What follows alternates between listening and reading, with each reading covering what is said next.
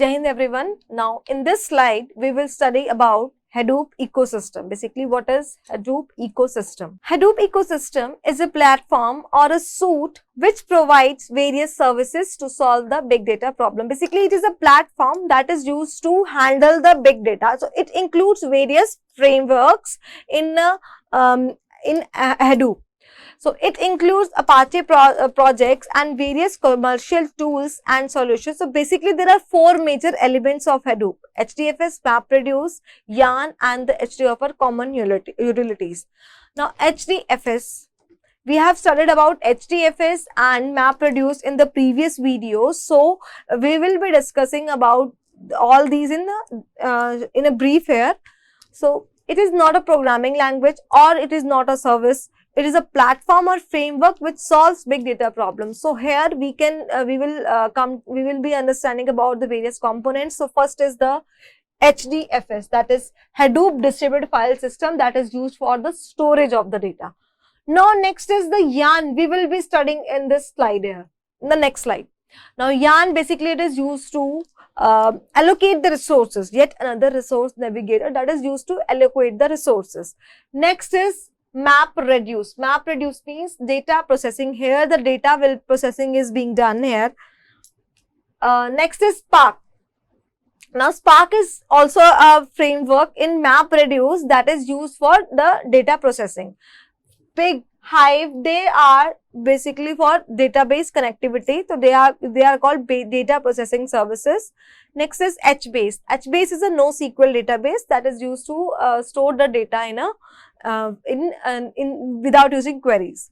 Now next is MAH out Spark MLib, machine learning. It is used for machine learning library. It includes various machine learning algorithms that are used to perform big data operations. Apache Drill, Zookeeper, Uzi, FlumeScoop, Solar and Lucene, Ambari. These are the basically Apache Drill is also an SQL programming language in Hadoop. Zookeeper is used to manage the clusters. The clusters, basically the data is being collaborated, aggregated in the form of the cluster. So the Zookeeper is used to manage that cluster. Uzi is used for job scheduling of the multiple jobs that are coming from the various, that are being ingested from various sources. Flume and Scoop, they are the data ingesting services. Basically the data is being ingested, how it will be done, how it will be transferred to the other stages in big data architecture. This is done by Flume and the Scoop. Solar and Lucene, they are used for searching and indexing of the files. Ambari used for monitoring and maintaining the data. Now Yarn, what is Yarn? Yarn means yet another resource navigator. So now here the version H2 Hadoop 2.0 provides Yarn APIs to write other frameworks to run on top of HDFS. This enables running MapReduce, non-MapReduce big data applications on Hadoop. Spark, MPI, Giraffe and Hama are few of the applications written or ported to run within Yarn. Basically, Yarn includes two things. Basically, it is a framework that is used to allocate the resources to various machines. So it includes three things. The resource manager. First is resource manager. It takes care of the entire life cycle of a job from scheduling to successful completion. It includes scheduling and monitoring. It also has to maintain resource information on each of the nodes, such as the number of map and reduce slots available on the data nodes. The next generation MapReduce framework is an application framework that runs within Yarn. The new MRV2 framework divides the two major functions of the job tracker, resource manager and job scheduling/monitoring into separate components. Now, resource manager manages the global assignment of the resources. Basically, the resource manager will manage the resources. Now, application master is used for the coordination with the node manager. They are resource manager and another is a node manager. Now, in between, Yarn includes three things. First is resource manager, and the next is Node manager. Now where the node manager means the which type resource manager will look on the resources that are available, that are free to be used. Now here, now in the node manager, it will be using those using the resources that are being given by the resource manager. Now in between there is a process and application master in between them.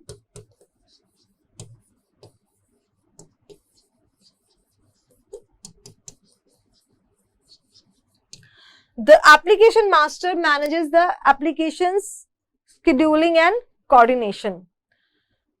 Now, YARN provides better resource management in Hadoop, resulting in improved cluster efficiency and application performance. This feature not only improves the MapReduce data processing, but also enables Hadoop usage in other data processing applications. YARN execution model is more generic than the earlier MapReduce implementation in Hadoop 1.0. Basically, the Hadoop 2.0 is another version that is better than Hadoop 1.0. YARN can run applications that do not follow the MapReduce model, unlike the original Apache Hadoop MapReduce. YARN is the resource management framework that provides infrastructure and APIs to facilitate the request for allocation of and scheduling of cluster resources. Now, next topic is we have studied about YARN. Next is introduction to NoSQL. Now, what is NoSQL? Means there is no relational database management system. There is no queries here. So, NoSQL is a type of database management system that is designed to handle and store large volume of unstructured and semi-structured data. NoSQL database is a non-relational database management system that does not require a fixed schema. There is no fixed structure is there. There is no query. NoSQL means it stands for not only SQL or not SQL. Now, it is categorized. NoSQL is categorized into 4 categories. First is the document-based database. They store the data as semi-structured, or you can say they store the data in the form of semi-structured format in the form of XML files or JSON files, and can be queried using document-oriented query language. Now, next is the key value stores. Here, the key value stores means there is a key and there is a value. In the form of the database are stored in the form of key and the values. This is a relational database. This is SQL database, but here NoSQL database. Now, here we can see here the document-oriented database stores the data form in the hierarchy base or in the form of the tree. Now, key value means the databases are stored in the form of keys and the value pairs. Next is the column value stores. Here, the values are stored in the column form. These databases store the data as column families, which are sets of columns that are treated as a single entity. Next is the graph. We can see here the graph, the nodes and the edges here. In the form of the nodes and the edges, we store the data in NoSQL database. Now, features of NoSQL. First is it is non-relational because it does not follow any structure. It is a non-relational. There is no fixed schema, and there is no fixed column record. There is no SQL queries. It is schema free. The NoSQL databases are either schema free or have relaxed schemas. They do not require any sort of definition of the schema of the data. Now, this was all about in NoSQL. Now, next we are studying about a new framework, that is Apache Spark. That is a cluster is used to handle the cluster. Apache Spark is a lightning fast cluster computing technology that is designed for fast computation. It provides a high-level API, for example, Java, Scala, Python. Basically, it is an API for handling the data in various programming languages like Java, Scala, Python. Basically, it is an intermediate between the Java compiler machine and the Hadoop framework and another programming language. The data that is coming from any other programming language will be converted into Java programming language by the JVM. Like we can see here, this is a Hadoop architecture, Hadoop. Now, next is JVM, and the code in other programming language. It will be first converted into Java, the code will be converted, and then it will be transferred into the Hadoop architecture. So it is a tool for running Spark applications. It is 100 times faster than Big Data Hadoop and 10 times faster than accessing data from the disk. Spark is written, basically all the program in the Spark uses the Spark supports a Scala programming language, that is a language that is used to handle the data in Hadoop. Scala is a programming language but provides rich APIs in Scala, Java, Python and R. It can be integrated with Hadoop and can process existing Hadoop HDFS data. Now, history of from where it came from.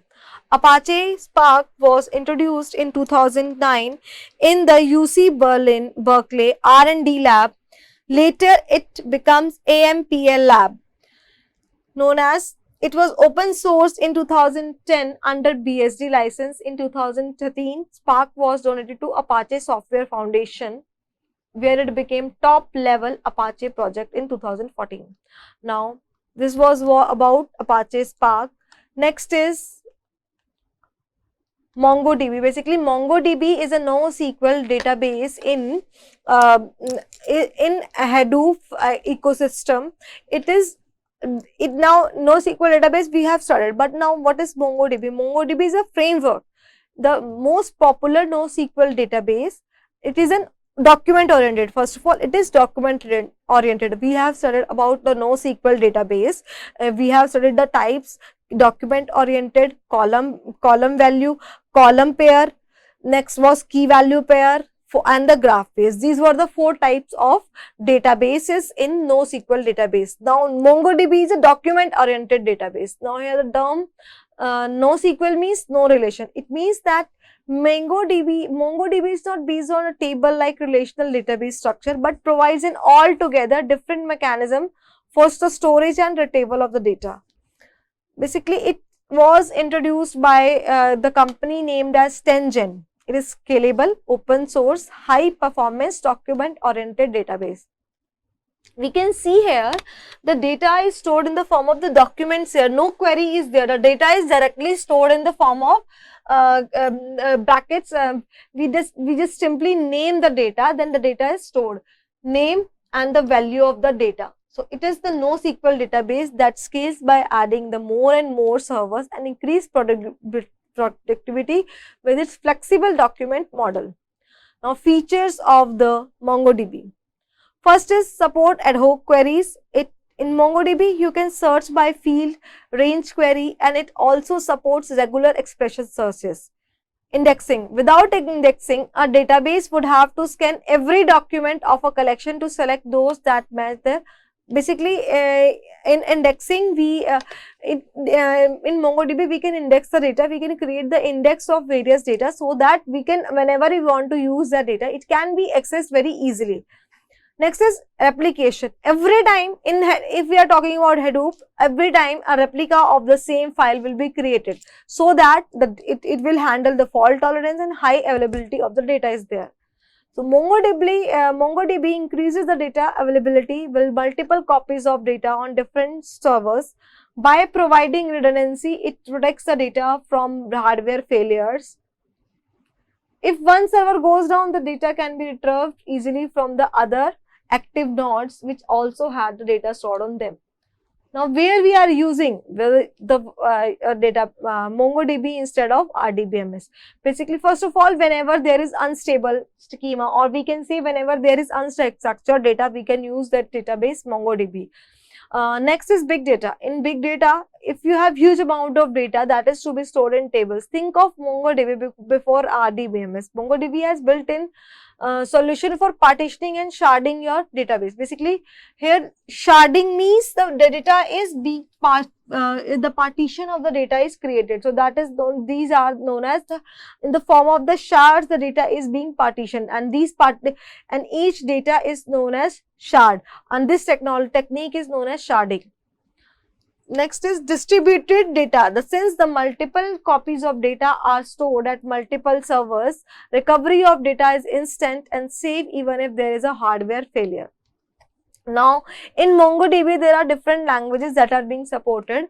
The first is C, C++, Rust, C#, Java, Node.js, Perl. These are the languages that are being used for database connectivity. We can install MongoDB by going to the site http://www.mongodb.org/downloads. It can also, we have to select the operating system, for which type of operating system we are going to install MongoDB. Next framework is Spark. Now, Spark follows the master-slave architecture. It consists of two things. First is the resilient distributed data set, and the next is data acyclic graph. So, what is resilient distributed data set? Basically, it is used for, it is a tool for computation. It enables use to recheck the data in the event of failure, and it acts as an interface for immutable data. It helps in recomputing data in case of failures, and it is a data structure. Basically, it is a data for performing operations. So, in resilient distributed data set means the data is stored in the, to restore the data if there is any failure. Next is the data is distributed across multiple nodes. Third is a group of the data. It includes three terms: resilient, distributed, and the data sort. And this all the data are the group of the data items that can be stored in the memory or worker node. Basically, all the data nodes that will be stored in the memory of a Spark are known as, is in the form of the RDD. Next is a directed acyclic graph. Basically, it is a graph that is used to handle the data, that is used to for big data operations. So, driver converts. So, here there is a program known as driver that will handle all the processes in the Spark. So, driver converts the program. It is the main function.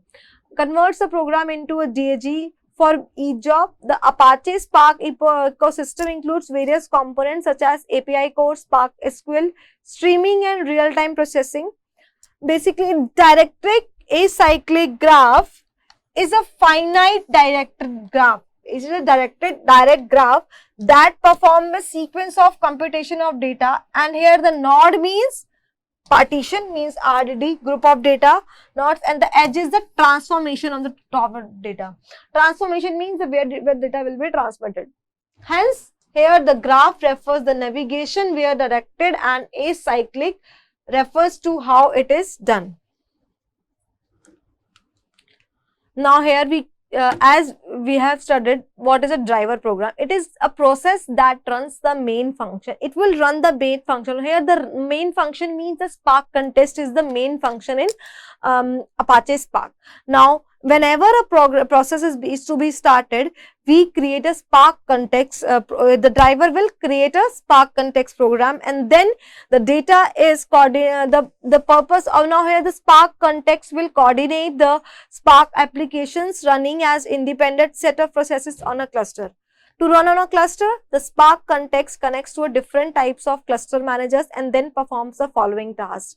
It acquires executors or nodes in the cluster. Then it sends your application code to the clusters. Here, the application code can be defined as JAR or Python files passed to the Spark context. At last, the Spark context sends to the executor. Basically, whenever a task is to be executed, here the driver will call the Spark context program. Then the Spark context will also divide the job into multiple worker nodes. So, here the worker nodes are used to perform the operation. In the worker node, there is an executor that will execute all the operations in the Apache Spark. Now, here there is a cluster manager in between them. The role of cluster manager is to allocate resources across the applications. It consists of various type of cluster managers such as Hadoop, Yarn, Apache Mesos, and standalone scheduler. Now, worker node, here the worker node will perform all the operations, it will run the application code in the cluster. Now, executor is a process launched for an application on a worker node. It runs, keeps tasks, and keeps the data in memory or disk storage across them. It read and write the data to the external sources. Now, a task is the unit of work that will be sent to one executor. This was all about Hadoop Hadoop ecosystem. Thank you very much.